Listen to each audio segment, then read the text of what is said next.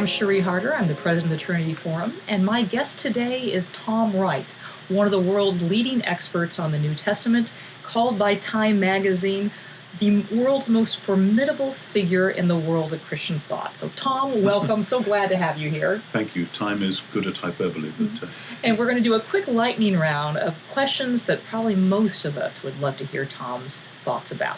So, Tom, outside of the Bible, what is the most influential book in your life? It's a very difficult question because I read quite widely in all sorts of different areas. The book that comes off the shelf most frequently, I have to say, is the Oxford Classical Dictionary, because for me, I'm a historian, I'm a first century historian, and I just love to find more and more about what was going on in the first century. And so it's not a novel, it's not a history book per se, it's a reference book, but full of extraordinary things. And I always get a thrill out of that. I have a sense of I'm diving back into the first century and finding out more about who this person was or why they did that in this place and so on. You know you're a historian when? Yeah. Well, that's right. Yes.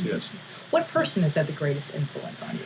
My father died 5 years ago, almost exactly now, and when I look back, he had a huge influence on me in a very quiet way. He was a prisoner of war during the Second World War almost the whole time, and a man of deep faith, but I think his POW experience made him very quiet and withdrawn.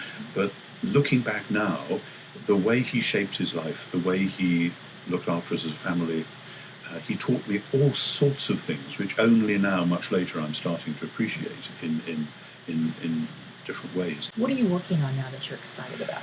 Well, I'm working on a bunch of things. I've just finished a draft of a book on the meaning of the crucifixion of Jesus, on the atonement, if you like, which is always a difficult and scary subject. I'm also doing a curious project. I didn't know these things existed until recently. That is recording some online courses, which is at www.ntwrightonline.org, if anyone wants to look them up. And through that, I'm able to do short 20-minute talks on a number of things. We've done a Simply Jesus one just recently. We've done courses on Romans and Galatians and Philippians. We're about to record a course on Ephesians, and then probably one on this book on the cross that I'm just finished off. And that, I didn't, as I say, know these things existed, but it's really exciting to get feedback from people literally around the world, get people signing on everywhere from Norway to New Zealand and lots in America, of course. And that's enabling me at my advanced age not to have to travel so much, because if people ask me to go and do things, I say, well, actually, why didn't you go online? Because it's all there. So I'm really excited about that. Favorite musical artist? Oh, goodness. Sorry, mine goes in several different directions.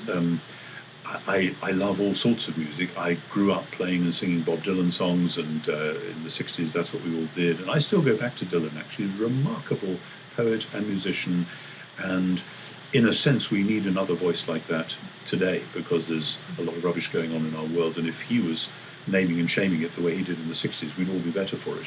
Many people would like to have you as their dinner guest. As a historian, what historical figures would you most like to have for dinner? Oh, interesting question. Yes. I mean, some of the greats. I would love to meet Wilberforce. I would actually love to meet C.S. Lewis. But out beyond that, I would love to have known George Herbert.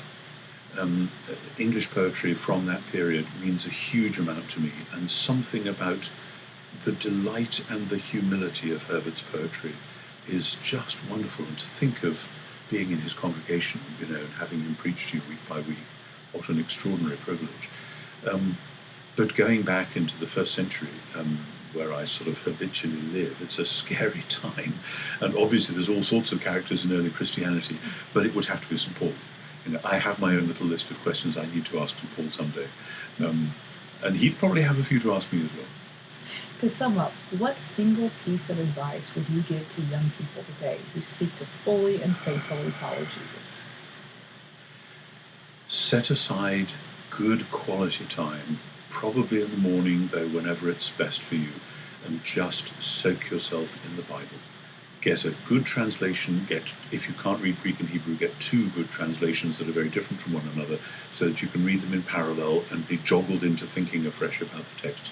Read them large, read them small, read whole books at a sitting, and then take a whole day and study one verse, but just get the Bible into the system as soon as possible. I used to say to my kids when they were younger, the stuff that you learn before you're 25, you will have for life. After that, it becomes harder. So when you're still young and the mind is fresh, get as much of the Bible into the system as you can. Fantastic. For more from Tom Wright and Richard Hayes, be sure to check out our evening conversation with Tom and Richard on the good news and the good life, which is on our website at www.ttf.org.